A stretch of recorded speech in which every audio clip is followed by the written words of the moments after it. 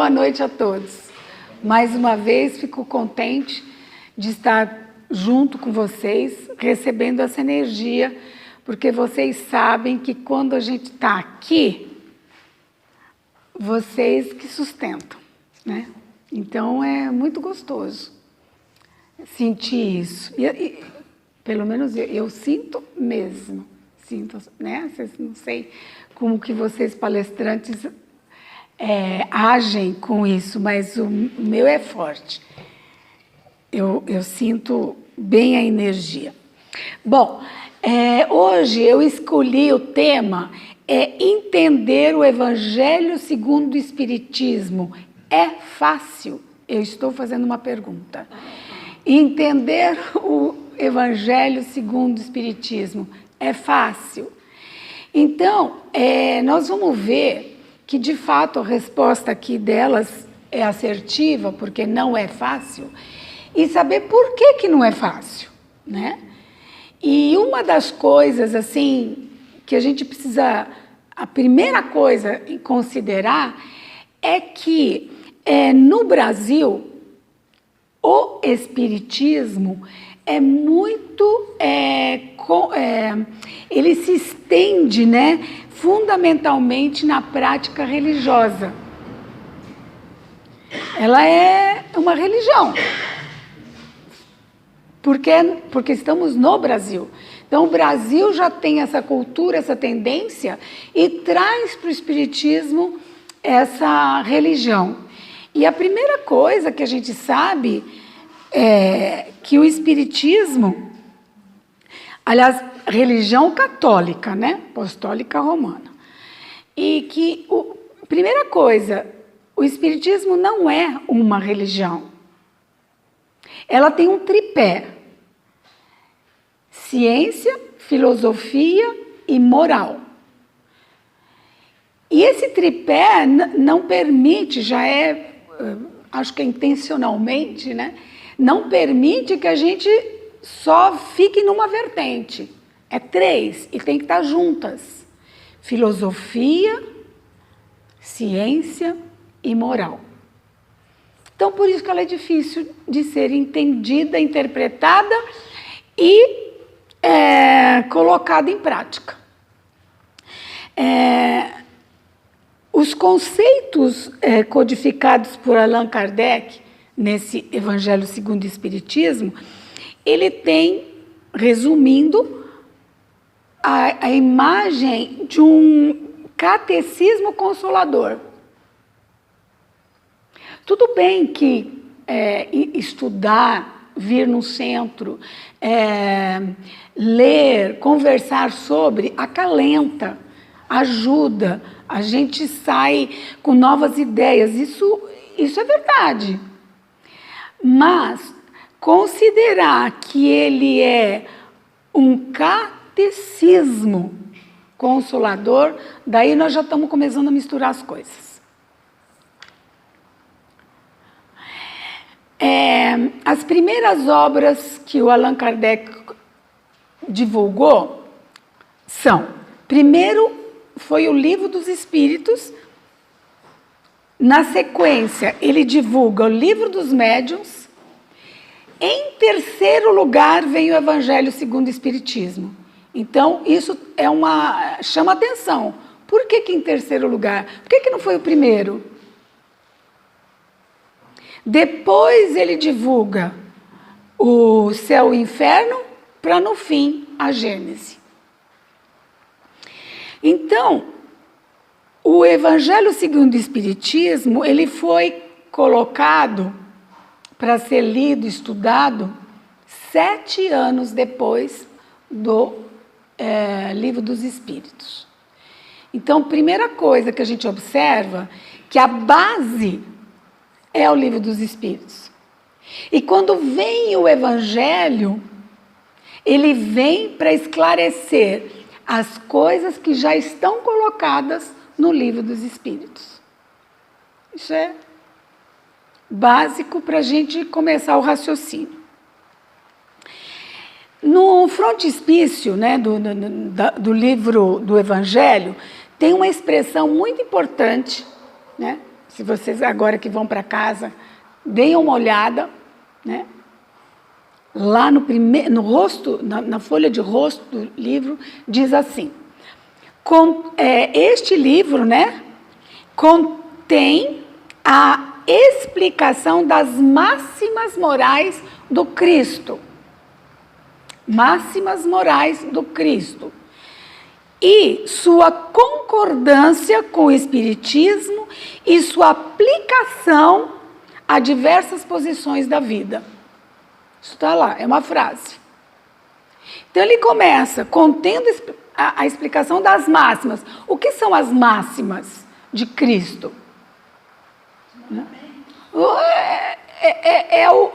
São como se fossem as leis, né? São as máximas, são os princípios. E esses princípios e essas máximas morais, que fazem parte do tripé, elas são concordância com o Espiritismo. Que Espiritismo ele está se referindo? Livro dos Espíritos. Então está de concordância, ele não é separado uma coisa da outra, não. É de concordância. E depois a sua aplicação nas diversas posições. Então eu vou repetir. Quando ele fala contendo a explicação das máximas, como a gente disse, mas são os princípios básicos, eles são indissolúveis.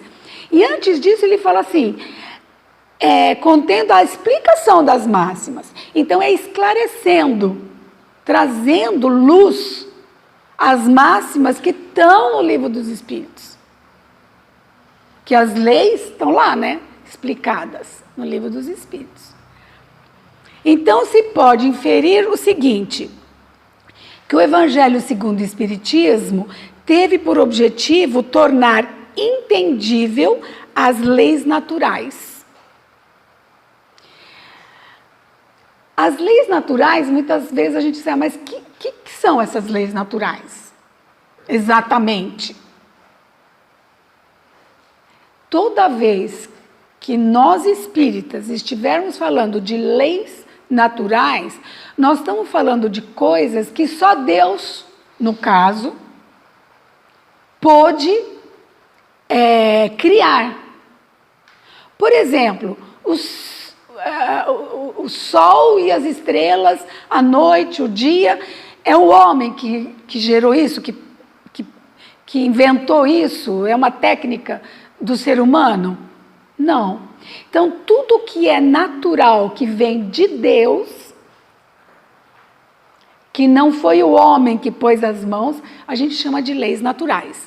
E hoje, quem explica as leis naturais, porque tem muitas que a gente não ainda conhece, é a ciência. Então, por isso que o Espiritismo é ciência também. Porque só a ciência pode explicar as leis naturais. Por exemplo, a lei da gravidade. É uma lei que foi descoberta, mas ela existia desde sempre. E quem que aplicou essa lei? Lei de Deus. Se eu soltar isso aqui no chão, ele vai cair no chão. Ele não vai sair voando. É uma lei da gravidade.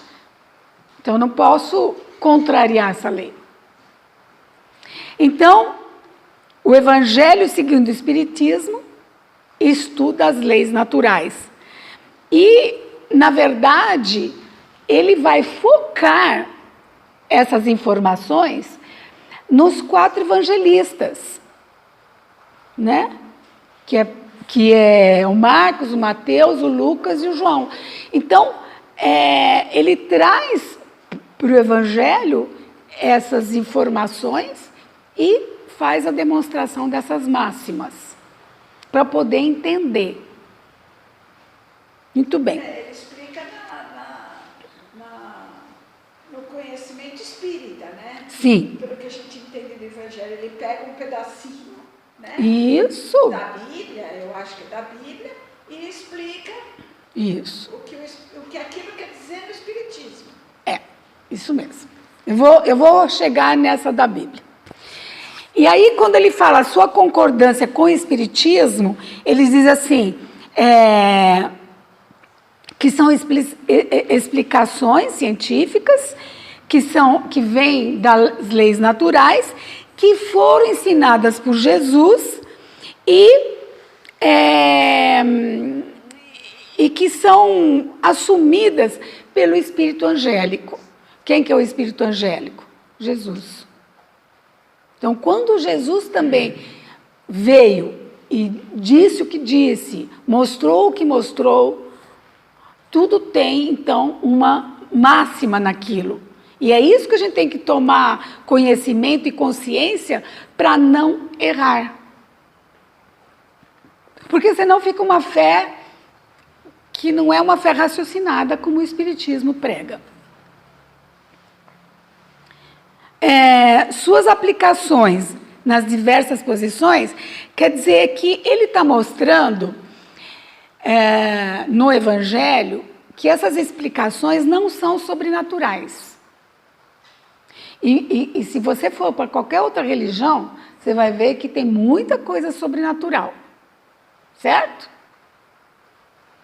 Então, se nada no Espiritismo é sobrenatural, significa que nós, espíritos, encarnados ou desencarnados, não somos sobrenaturais.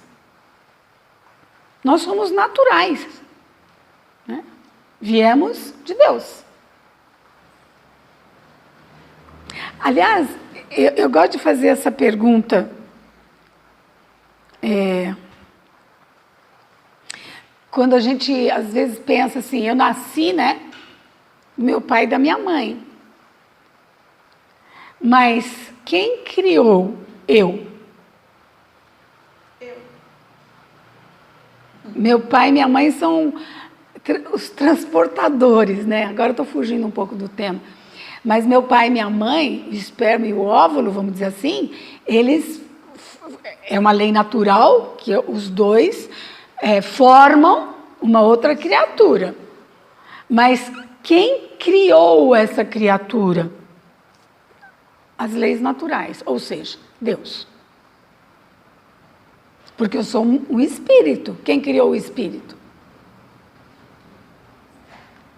Difícil, né? Há controvérsias. Amanhã eu vou discutir com o seu marido sobre isso. Isso, por favor. Mas aí você pega no Livro dos Espíritos as perguntas 113 e fala do espírito angélico, que é Jesus, um deles, né? Aí eles perguntam, por que lá está escrito que eles são ministros de Deus?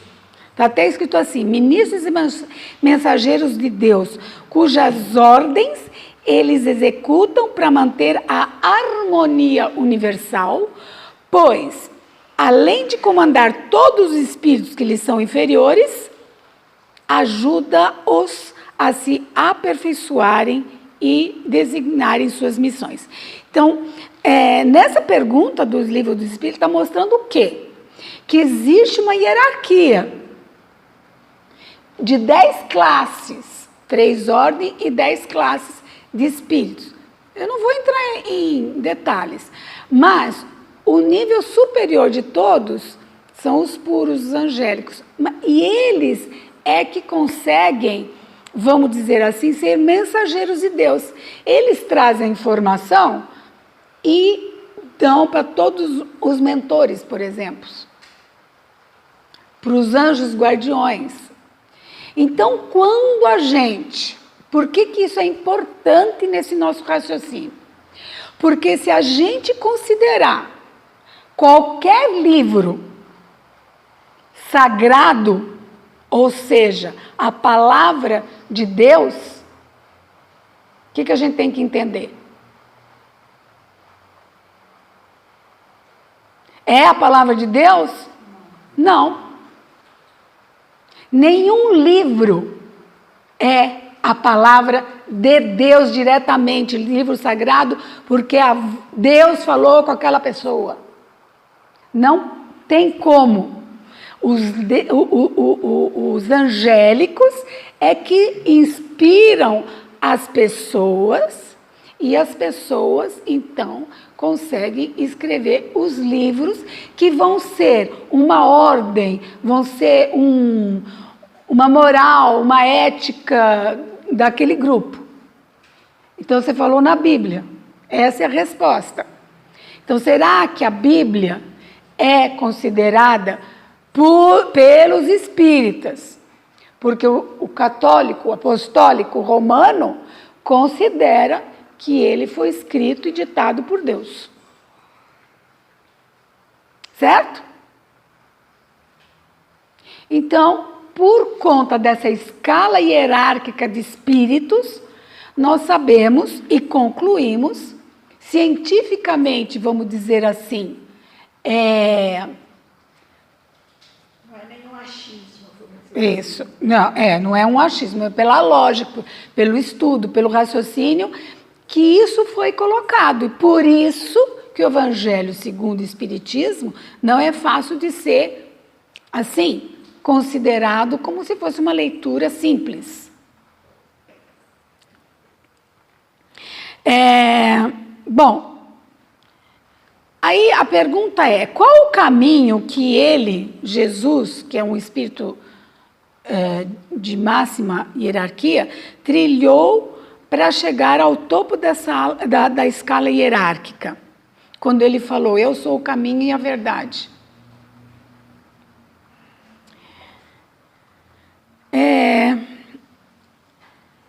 E aí, de novo, a mesma pergunta, quer dizer, o que Jesus mostrou para nós, que é o caminho mais fácil, mais tranquilo para nós chegarmos a Deus? O que vocês acham?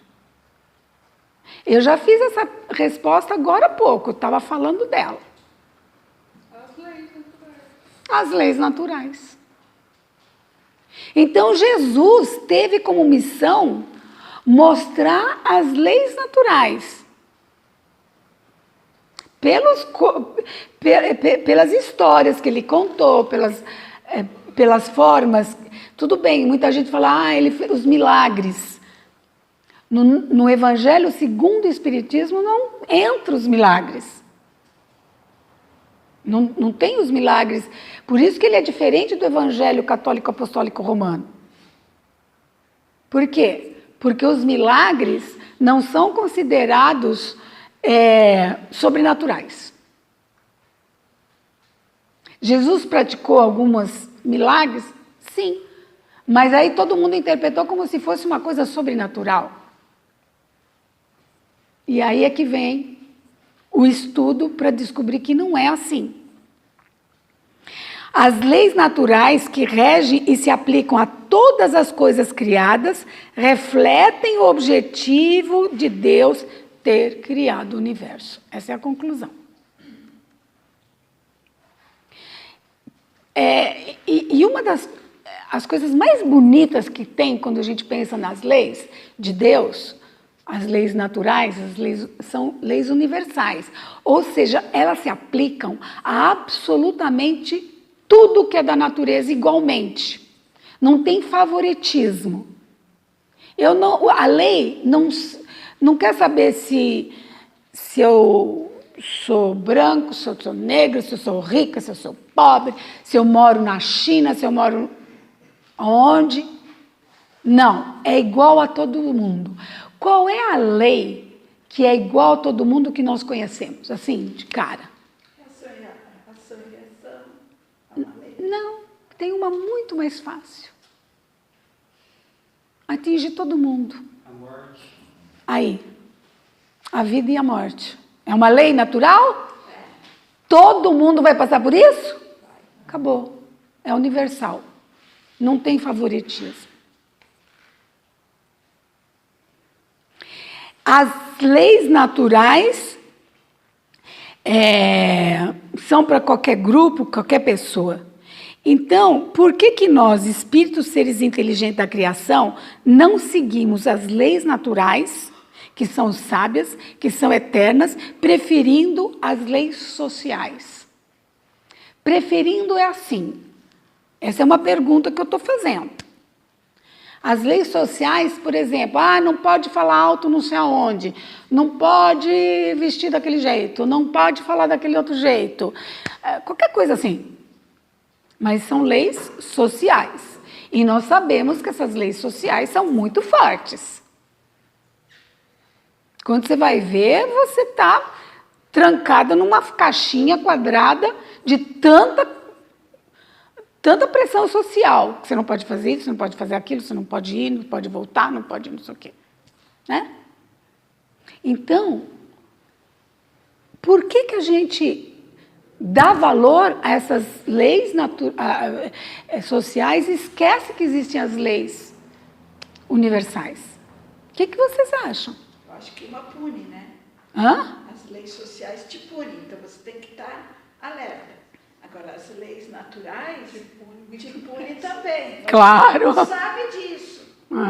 As leis sociais você tem consciência disso. Tem gente que não sabe nem que tem leis naturais.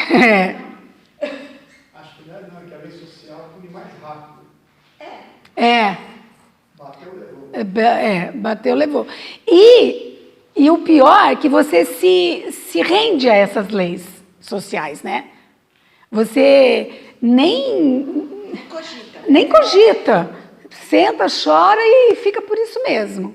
Você não tenta nem mudar mudar ou analisar se isso é certo, se é errado, essa lei social.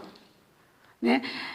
Gente, eu estou falando da história da humanidade. Olha quantos seres humanos sofreram, morreram por causa das leis sociais, morais e fantasiosas às vezes, né?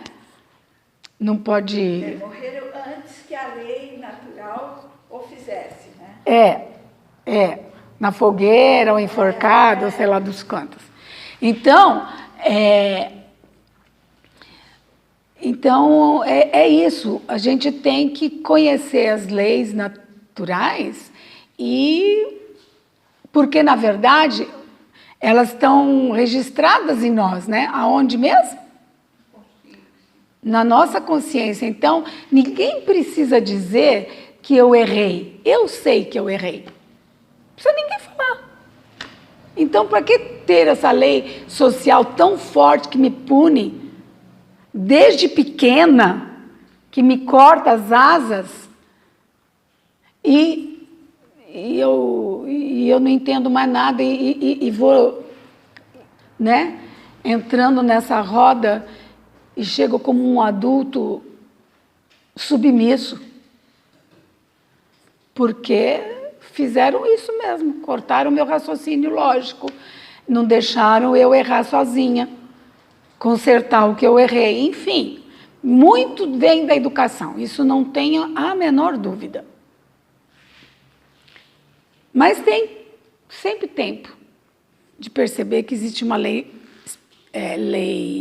mais, vamos dizer assim, uma lei mais boa, mais eterna, né?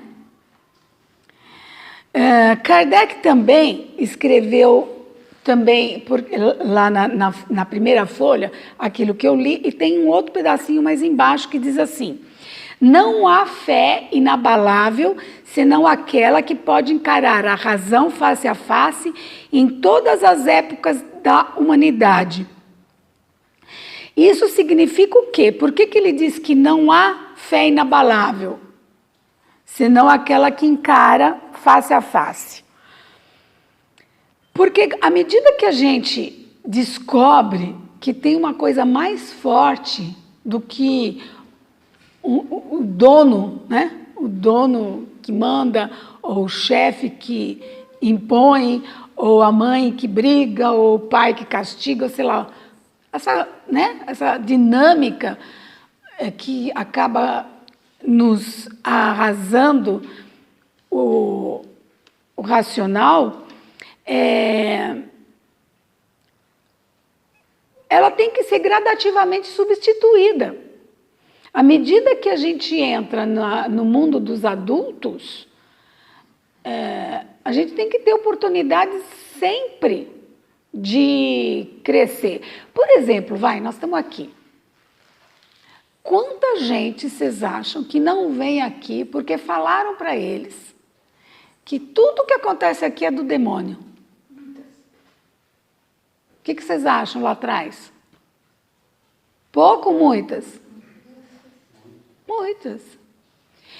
E é uma pena porque o mínimo tinha que ter curiosidade.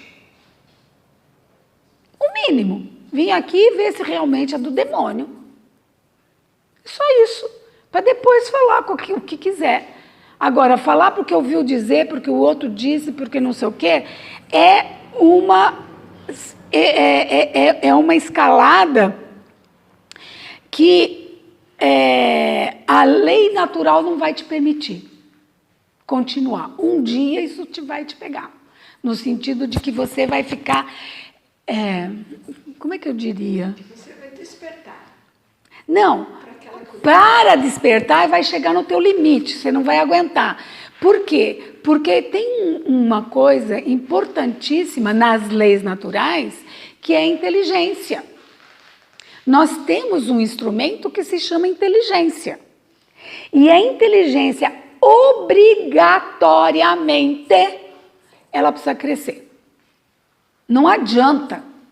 Ela precisa. Ela faz parte da lei. Assim como você nasce pequenininho, cresce, desenvolve, a tua inteligência também. Ela tem que crescer, ela precisa expandir. E se você não faz isso por medo, por ignorância e por N coisas, vai chegar uma hora que a tua inteligência vai estar saturada de esperar você ter curiosidade. Entende? Porque tudo é válido, desde que te desperte. Olha, a grande questão surgiu nos anos 2000 anos de cristianismo. O ensino divulgado pelos seguidores de Jesus, vou perguntar, contém aquilo que verdadeiramente foi ensinado por ele? Essa é uma outra questão para ver que o Evangelho segundo o Espiritismo não é tão fácil assim. Então, a pergunta é, os seguidores de Jesus, que são os 4, né? Mais o Paulo de Tarso e tal, esses seguidores conseguiram verdadeiramente transmitir o que Jesus ensinou? Olha, nós estamos falando de quase 2000 anos atrás.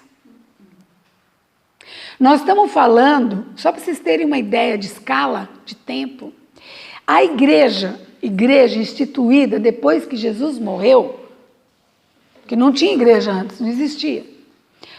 A Igreja Católica Apostólica Romana só apareceu 330 anos depois que Jesus morreu. O Evangelho apareceu 40 anos depois que a igreja já estava instituída. Vocês já fizeram aquela brincadeira do telefone sem fio? Pergunta lá para tua filhinha. Já? E o que acontece no final? O último. A gente sempre fica esperando o último falar, né? Para ver. 90% das vezes ele vai falar tudo diferente do primeiro, não é assim? Então, que garantias nós temos de que o que foi escrito,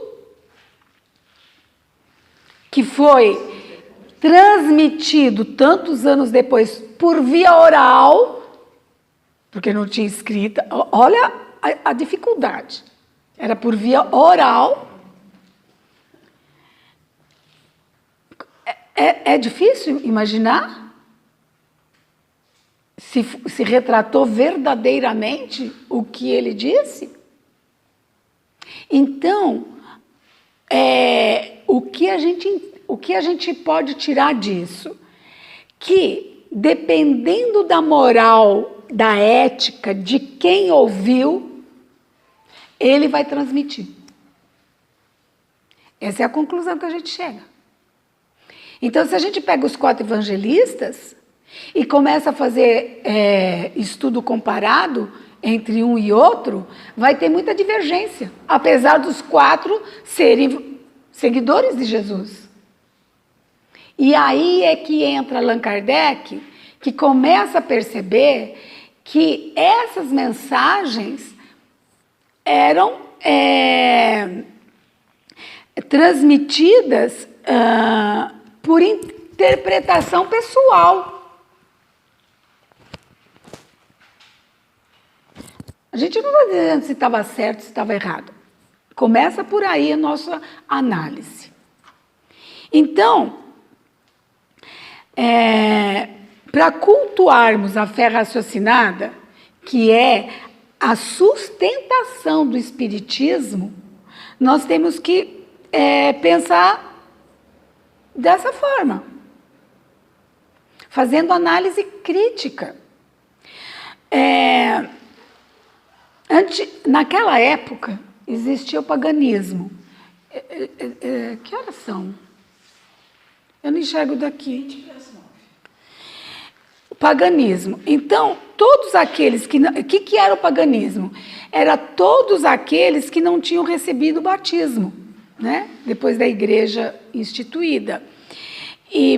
Porque o batismo, o que era? É um sacramento, é um ritual.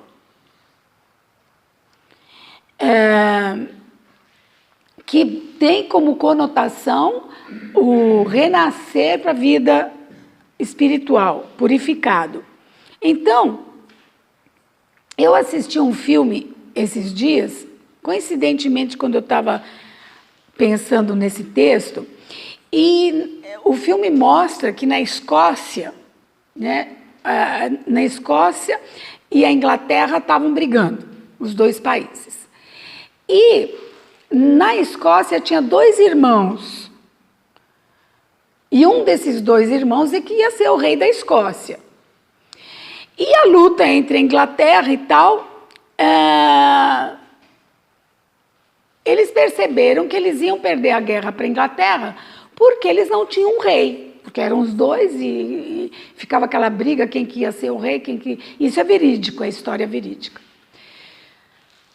Aí, um dos irmãos resolve chamar o outro para conversar e vai no templo, porque era um lugar sagrado na época. Ali, mesmo que você fosse inimigo, mas você pede para conversar com o inimigo no templo, é um lugar de paz, sagrado e tal.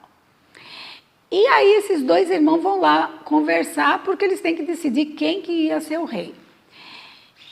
E um deles, ele chama até o Robert resolve, quando ele percebe que não tem acordo, ele pega e mata o irmão, ali mesmo, no altar, vamos dizer assim. O que acontece? Nessa hora, esse carinha, esse tal que matou o irmão, ele é condenado pela igreja, porque ele cometeu um crime no altar. Isso não é possível fazer. E aí você vê no filme o seguinte, que os bispos, os padres, todo mundo que vai condená-lo à fogueira, começam a perceber o seguinte, se ele também morrer, a Escócia fica sem rei, de fato. E aí sim eles perdem a guerra, por não ter rei de verdade. Não era nenhuma intenção de ter rei. Aí o que os bispos fazem? Eles começam a entrar num acordo e pedem para esse Robert que ele vai ser o rei desde que ele coloque a igreja acima do Estado. Quer dizer, quem manda é a igreja. Olha aí. Olha os acordão de onde vem. Tá vendo? Então, gente, o que a gente tem que entender? Que ser humano é ser humano. Ponto. Não existe santo. Inclusive, naquela escala que eu estava falando, nós somos impuros. No máximo, impuro, leviano, pseudo-sábios, neutros e batedores. Então, nós somos ou impuro ou leviano, um dos dois. Não estamos nem no começo da história, da evolução de nós mesmos, né? Então, nós temos que trabalhar para sair desse lugar. Então, a Bíblia, que é considerada a palavra infalível de Deus, que não tem, é considerada assim, não tem erro, tal, é uma invenção. Acredite quem quiser. É lógico que eu estou falando assim, simplesmente uma invenção, mas os estudiosos têm muito material para convencer.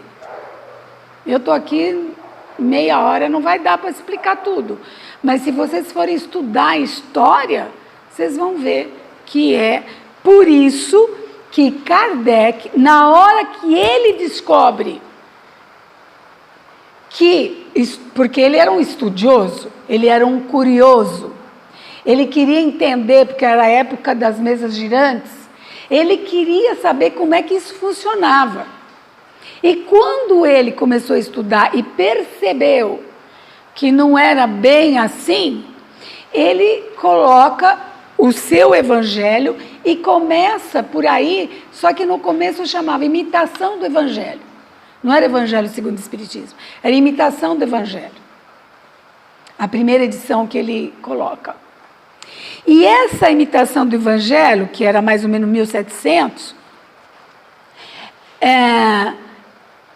deu briga política, porque tinha um outro carinha que também estava estudando e começou a entrar em discussão com ele. Na verdade, deixa eu ver se aqui tem uma curiosidade. Tinha ele, como ele estava trabalhando as comunicações entre os mundos, teve um chamado Duque Fenelon, que tinha morrido em 1700, mas que foi um comunicador muito importante para Kardec, na época que ele estava estudando o Evangelho, para lançar. E ele começou, então, a receber essas comunicações psicografadas e tal, e foi nessa hora que ele percebeu que tinha muitas comunicações também desencontradas. Foi nesse momento, como curiosidade para nós, que ele descobriu que tem essa escala evolutiva de espíritos. Que não é qualquer espírito que dá comunicação, eu vou acreditar também. Ele descobre isso. Quando ele recebe, porque ele estava recebendo justamente para escrever a imitação do Evangelho. E aí, a pergunta que a gente faz voltando é tipo assim, tem a Bíblia, tem o Corão, e a gente sabe que todas elas, para aquele povo, para aquele pessoal, para aquela cultura, ele é sagrado. Mas e Deus? Será que a pessoa não pensa assim, mas Deus escreveu o Corão, escreveu a Bíblia, escreveu... Quem que está com a verdade? Será que Deus escreve para alguns de um jeito, para outros outro jeito? Porque existem vários livros considerados sagrados, né? Que é palavra de Deus. Então, mas só que, preste atenção nisso, é justamente isso que leva a humanidade para as guerras. É justamente isso que leva as pessoas a se desentenderem e a morrerem. Porque quem tem razão? Os budistas, os cristãos, os muçulmanos, quem? Então é a hora que a gente tem que considerar o seguinte: nós todos estamos à procura de alguma coisa, que são cada vez mais reveladas pelas leis naturais. Ponto.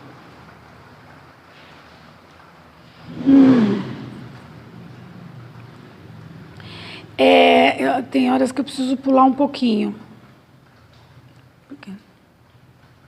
Então, veja bem, uma coisa que precisa ser colocada.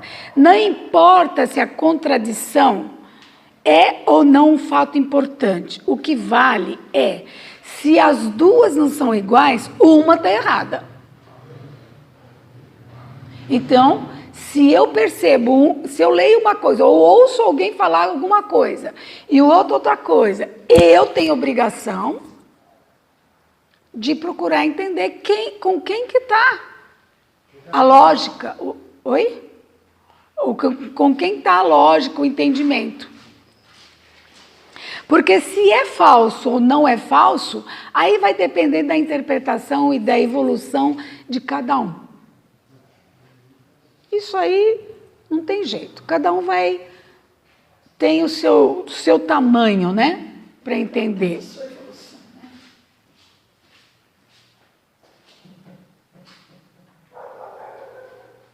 E aí, depois de muita briga política, né?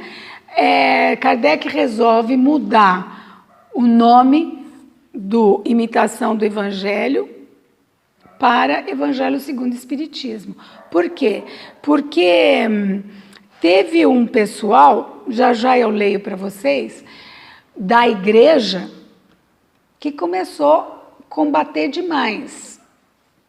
Muito. Se hoje a gente já vê isso acontecer, imagine naquela época. E aí ele considerou que, de fato, aquele nome estava dando uma motivação para o desentendimento. E aí ele muda o nome.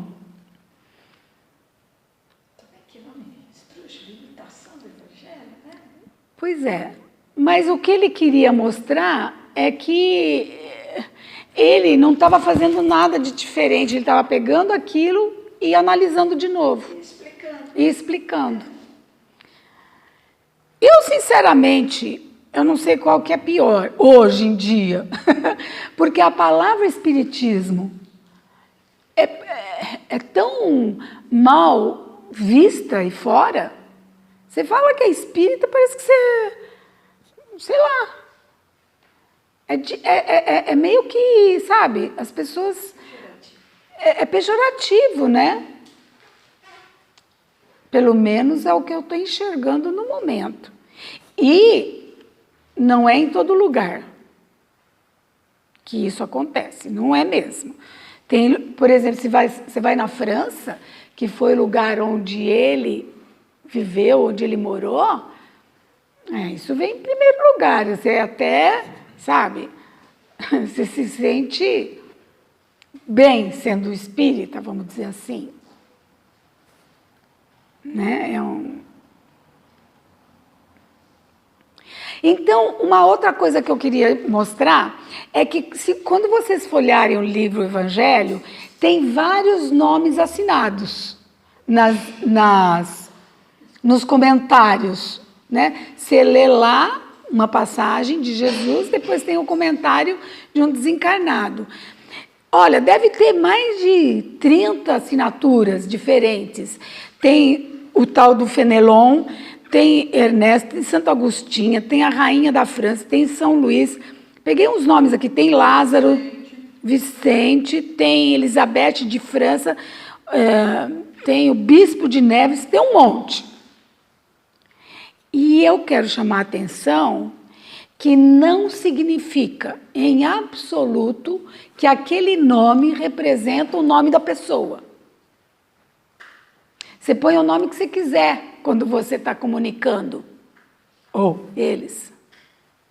Isso não significa que você tem que fazer um paralelo com ele aqui, quando ele era encarnado. Ah, então vamos pegar assim. O próprio Lázaro, tem um Lázaro lá que assinou. Aí você pega, deve ser o Lázaro. Não, não deve ser o Lázaro. Ele assinou Lázaro. Então não confundam a assinatura com as pessoas. Porque Kardec selecionou as mensagens pelo teor do conteúdo delas que se encaixavam com os princípios doutrinários. Então, os nomes são fictícios. Nenhum dos espíritos comunicantes, agora colocando aqui, pode ser considerado um revelador predestinado. O que é um revelador predestinado? Porque ele está lá no mundo espiritual, mandou uma comunicação, então ele é um santo. Ele é predestinado, ele é um revelador. Não. Demorou muito tempo para existir o André Luiz, que revelou algumas coisas para nós. Demorou muito. Aliás, no começo da vida dele, não era tão confiável, ele mesmo fala. Ele não sabia muita coisa. Então, os espíritos desencarnados devem ser considerados apenas, isso Kardec falando, apenas meio de informação. Ponto. Veio uma comunicação, aquilo é uma informação e eu vou ver se é, se não é, como é que é. Eu tento analisar com o que eu tenho de possibilidade de analisar e amém. Agora, sair por aí achando que você falou com Deus, ou com Jesus, ou com Nossa Senhora, ou sei lá quem, aí já é demais. Já é demais.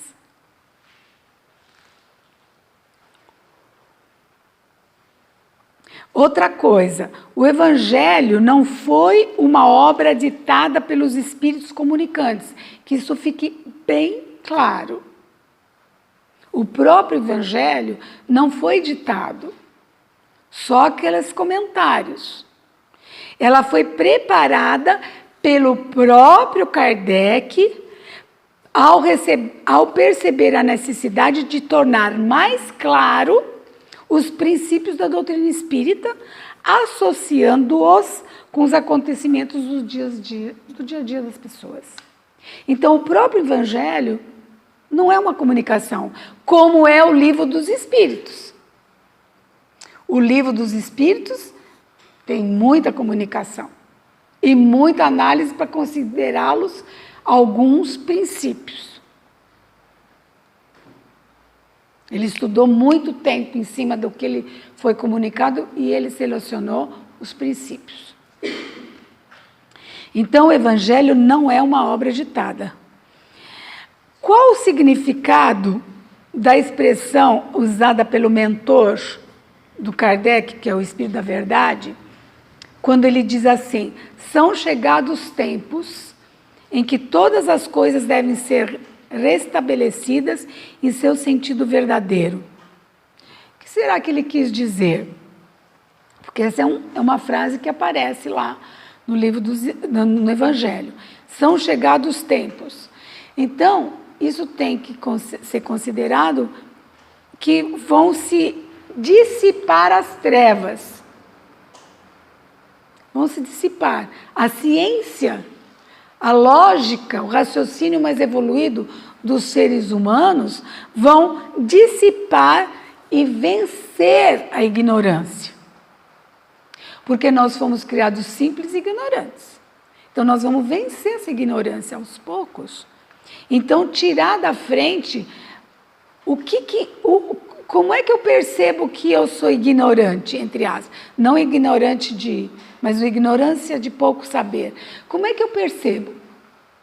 À medida que eu sou mais mística, que eu acredito no sobrenatural, que eu acredito nesses milagres, nessas coisas todas, mais eu sou esse simples ignorante que foi colocado.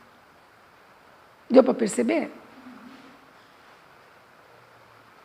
Então, eu preciso deixar de ser, ai, isso aqui, tudo eu tenho medo, porque será que vai acontecer isso, vai acontecer aquilo, porque não sei o quê, um gato preto passou, isso é sinal de não sei o quê.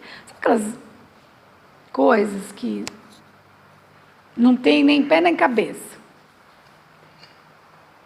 Alguém aqui está lembrando de uma coisa bem mística, assim? Que dá medo? Passar debaixo da escada, é isso mesmo. De onde será que vem isso? Chinelo virado, a mãe morre. Chinelo virado, a mãe morre. Gente do céu! Imagine isso na cabeça de uma criança. Não, gente. Mas eu até hoje, se eu vejo o chinelo assim virado, eu corro lá e digo, eu já não penso mais daquele jeito, mas eu não consigo. Pois é isso esses os cuidados que nós temos que ter, porque às vezes a gente já entra no automático, né? O comportamento é automático, quando você vê, você está virando lá o chinelo. Fica a tesoura aberta. Tesoura aberta, dá vazar, né? Tem que cobrir o espelho. Ai, meu Deus. Então, quando a gente fala em fé raciocinada, é exatamente isso, para a gente não entrar nessa neura.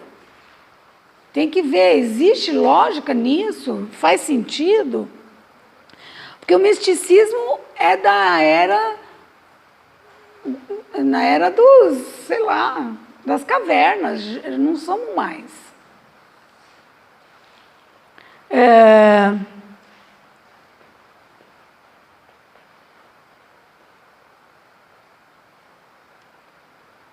Eu queria ter lembrado o nome naquela hora que eu estava falando, que deu a briga política, é do Rustam, que é a mesma época do Kardec, que ele também estava lendo os livros e houve lá uma certa...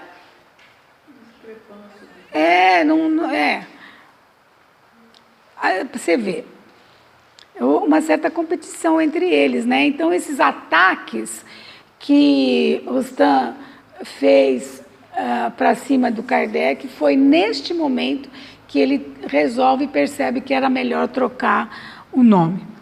E aí, naqueles ataques, na parte política daquele momento, tinha um clero francês e romano. E...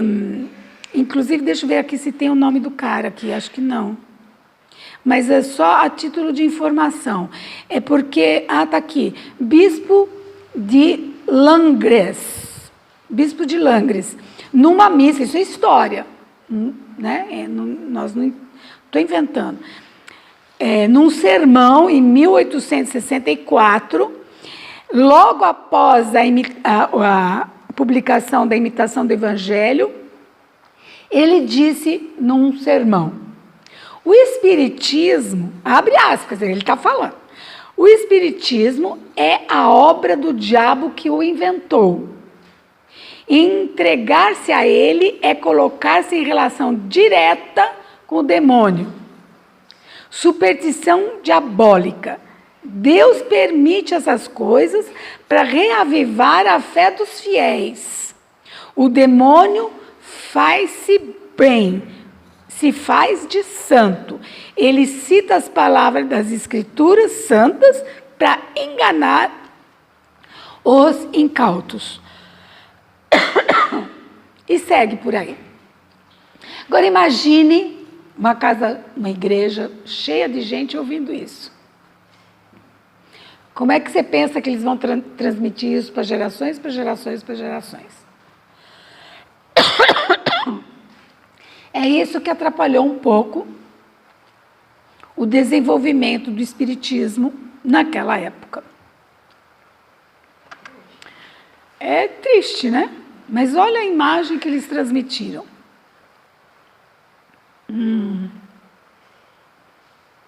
Bom, então eu quero assim terminar aqui com essas informações que eu trouxe para mostrar o quanto cuidado nós precisamos ter quando estamos lendo o nosso Evangelho. Ele nos alenta, nos acalenta, sim, mas não são palavras que vieram de pessoas que estudaram, pessoas que são esclarecidas, que pegaram do Evangelho, porque veja bem, o próprio Evangelho que faz parte da Bíblia, ele é, como é que se diz? Ele foi escrito num momento que não se tinha nem os originais. Nem os originais não existiam mais. Então, temos resquícios. O importante é perceber que a mensagem é boa, que a mensagem é de qualidade, nos faz bem, porque está na nossa consciência. Eu sei quando eu leio uma coisa que faz bem e uma coisa que não faz bem. A gente sabe. A gente percebe. Então, a pergunta que eu fiz no início, é fácil estudar e entender o Evangelho segundo o Espiritismo? Espero que vocês tenham percebido o quanto nós precisamos entender cada vez mais. Né? E aí, quando vocês tiverem outras palestras, quando vocês tiverem os estudos, que começarem a estudar os princípios, vocês vão correlacionar com o que vocês estão lendo no Evangelho. Aí vai ficar fácil perceber que não é só palavras bonitas. Né? Então, tá bom, gente.